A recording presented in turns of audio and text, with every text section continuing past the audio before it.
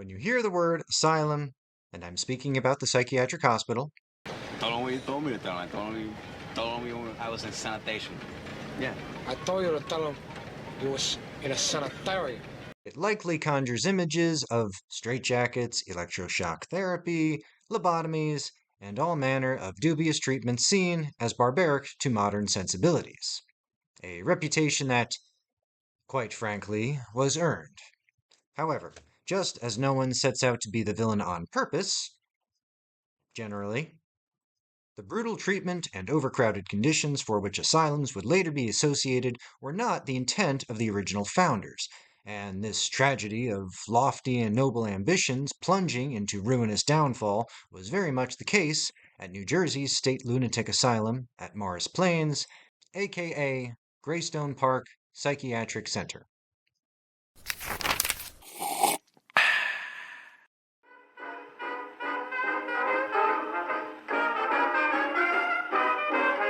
For the sake of clarity, the Greystone Psychiatric Complex still exists as part of the Greater Morris County Government Complex.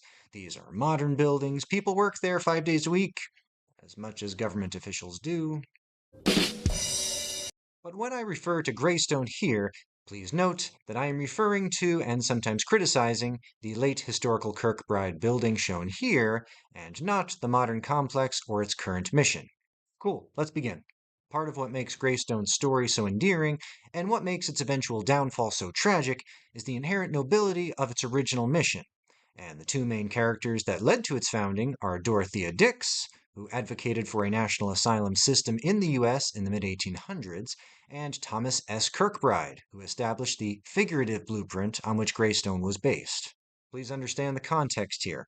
Prior to this time, treatment of the mentally ill basically amounted to the beatings will continue until morale improves, and the settled science of the time was pretty harsh. Ice baths, bloodletting, electric shock, food restrictions were all viable options. So when Tommy Kirkbride came on the scene, it was quite the contrast. His motivation was real compassion for the mentally ill, and his building was designed literally from the ground up to be a therapeutic place of healing, which should feel more like a luxury resort than a hospital. And with its opulent stonework, plenty of windows and fresh air, fine furniture, exercise spaces, and beautiful views of its natural setting, the State Lunatic Asylum, as it was known when it opened in 1876, was just that. It wouldn't acquire the name Greystone until 1924. Now my inner engineer just needs to geek out for a brief moment, so if you'll indulge me. Stone for what would become the building was quarried locally, as in 1 mile away locally. And once complete, it held the record for the building with the largest continuous foundation in the United States, a title which it held until the completion of the Pentagon.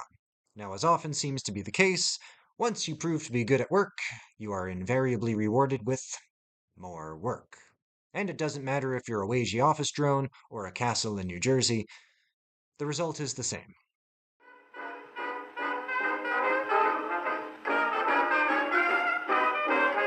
Greystone's success soon came to be something of a mixed bag. While their model was both compassionate and largely effective, it wasn't long before they were asked to house way more patients than they were ever designed for. Within 20 years, Greystone was caring for 325 patients over capacity, packing extra cots into dormitories, exercise rooms, hallways, basically anywhere they could be stashed. As you can imagine, this led to pretty unsanitary conditions. Sanitary. Sanitary. Text wall. Huh, how about that? Anyway, far from the lavish accommodations and exercise rooms originally promised, no, those are now patient overflow. That overcrowding led to a typhoid outbreak in the late 1890s, and for the next 20 years there was no relief in sight, eventually forcing the asylum to build a new dormitory for the excess patients and accompanying staff. But that wouldn't be completed until 1901, 6 years later. And every time they built out reasonable accommodation, they'd be pressured to take on yet even more patients. There'd be a crisis, they'd deal with it, then start the whole thing over again. This pattern would continue for almost the entirety of Greystone's existence, and incidentally, the reason why asylums in general tend to have a poor reputation today. Getting back to 1901 for a second, the new dormitory building provided relief not only in terms of patient capacity, but also included new infirmaries, operating rooms, and entertainment in the form of their own bowling alley. Growth was ongoing. Originally isolated among the hills between the farming towns of Morris Plains and Randolph, Greystone would continue to expand until it was a self-sufficient city unto itself. It had its own reservoir for drinking water, power plants, stables, machine shops, ice house. Yeah, so they'd actually cut blocks of ice from the frozen lake with giant-ass saws and stick them in what was basically a giant swamp cooler. And this wasn't that long ago. Did anyone else have a grandma who referred to the refrigerator as an ice box? Here's another old-timey meme for you. Before electricity, they'd gasify coal and pipe the gas into lamps throughout the buildings for light. Greystone had a whole building dedicated to converting solid coal into illumination gas, or more commonly known as gaslight. Yes, as in the often overused expression. And no, the irony of the use of literal gaslights in an insane asylum is not lost on me, but funny nonetheless. So here's something else that rarely gets talked about. Everyone knows about electroshock and padded rooms and other asylum horror movie tropes, but Greystone was a big practitioner of vocational therapy. This is one of those Protestant work ethic cliches, busy hands or happy hands, which sounds suspiciously like my father's preferred method of parenting. You will do sports and chores for as long as it takes for you to no longer feel sad. Love you, Dad. Now, since we can't very well talk about mid-20th century asylums without at least mentioning that other great cliche of medical atrocity known as the lobotomy, it turns out that Greystone actually had a hand in discrediting that particular brand of crazy. Not the patients, that is, the practice itself. Like the procedure is crazy. Like figuratively. I'm going to stop now. The Greystone Columbia study was one of the largest efforts to document the efficacy, if any, of lobotomies and, surprise, found it inconsistent, not to mention creepy as hell. This was in 1947 and contributed to the practice being largely discredited and falling out of use. You know, eventually. Way to go, Cali. So, arts, crafts, and sunshine versus butchered brains. Yeah, Greystone's looking all right. At its peak in 1953, the Greystone complex had grown far beyond the original lone Kirkbride, eventually consisting of about 20 buildings and housing a total of 7,674 patients. This was amidst, or perhaps the cause of, yet another typhoid outbreak, increasing incidents of assault of and by patients, and the good old-fashioned medical neglect. Even the best nurses can't adequately care for 50 patients at once, especially when they only have about half that number of beds. And if that were the end of the story, we wouldn't be here. It's the asylum's great downfall that cements her place in local legend.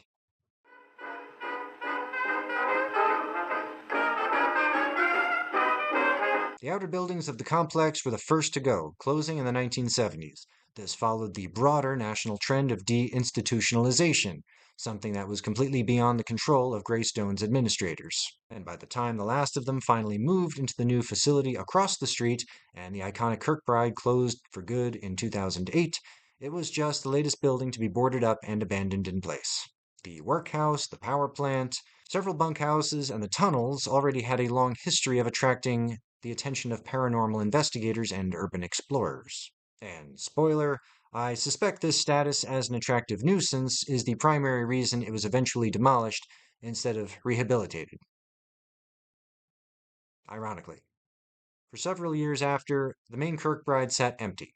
Greystone featured as a veritable icon of paranormal investigators and urban explorers. Old equipment, gurneys, wheelchairs, patient beds, and such were abandoned in place. Peeling paint and general decay littered the hallways. Creepy-ass bars on most of the windows, that is, if you could make it past the lone security guard who regularly patrolled the place, and to be fair, that guy's just trying to do his job, so. Add on to this the garden variety vagrants and trespassers who regularly squatted there, particularly in the tunnels. Yeah, the whole creepy-ass abandoned mental asylum was connected by creepy-ass underground tunnels. If I wrote this, you'd scoff and declare, no, that's too campy and unbelievable. So, creepy setting. Check. While I don't have the exact number, it's possible that between 5 and 10,000 deaths occurred within Greystone over the course of its 120-plus operation, through a combination of illness, abuse, and self-harm. Tragic and mysterious association with suffering. Check. You can appreciate how all this contributed to a general atmosphere that lent itself to tales of restless spirits. Some visitors described disembodied voices, footsteps echoing in empty hallways, and unexplained cold spots, particularly in the outer wards, going back as far as the 1970s. The upper levels of the admin building were riddled with mold and water damage and felt particularly oppressive, amplifying perceptions of a haunted space. Greystone often featured on websites like hauntworld.com, a site for paranormal investigators that often ranked the old Kirkbride as one of New Jersey's most haunted locations. Stories circulated of apparitions in old patient wards, shadowy figures in the chapel, and objects moving inexplicably. Interesting aside, Woody Guthrie stayed here for a number of years. His symptoms for Huntington's disease were misdiagnosed as drunkenness by guys who presumably graduated from medical school, and he was admitted. His nickname for the place was Gravestone, and arguably contributed to the spectral association and the asylum's mystique. Skeptics have attributed these phenomena to the building's general dilapidated state, creaking structures, wind through broken windows, and overactive imaginations. Believers point to the sheer volume of human suffering, citing it as a catalyst for spectral energy. But just as all good things must come to an end, and the other shoe must eventually fall, a building that was carved from the living earth around it must so return.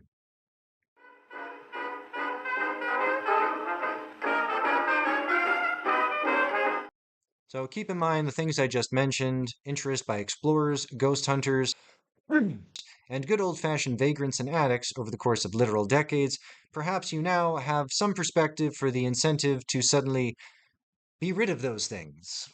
Fences and security guards, after all, cost money, and we want to make sure our tax dollars are spent wisely. The county technically owned the property back in 2000, and to their credit, signed a contract agreeing that they wouldn't sell it for commercial use. You know, townhouses or condos. It was meant to be for public use, and hey, good on them. However, no such agreement was made to preserve any buildings in the complex, including the 100-plus-year-old and iconic Kirkbride building. It's not like we have a lot of those after all. The Save Greystone Preservation Group really tried their best. Hey, we'd like to turn this amazing century-old building into a museum. No. Okay, how about just the middle part of the building, just as a memorial? Soccer field and parking lot, best I can do. Despite their best efforts, the wrecking ball came for the Kirkbride in 2015. For what it's worth, I consider myself fortunate to have been there in person for her final days. Worth noting is that the preservation group repeatedly asked the county for a reason why the central columns of the Kirkbride couldn't be saved, and they were repeatedly ignored. It got to the point where they FOIA'd the county and, get this, received hundreds of pages of documents that were 100% redacted. Today, Greystone Park Psychiatric Hospital remains open for treatment, but using the new modern building. Of the original structures, only one of the smaller outbuildings is still there, over by the reservoir. It's got a frisbee golf course running through it now. Athletic fields and playgrounds are now part of the Mars County Central Park. Today, you might find a couple bricks of the old Kirkbride half buried in the unpaved parking lot. They serve as a reminder that noble pursuits may be frustrated and thwarted by the world and people around us, but we should not allow perfect notions to be the enemy of good action. That'll about do it for me. If you stuck with me this far, thank you so much for watching. Sources in the description as always. This has been Words and Coffee. Until next time.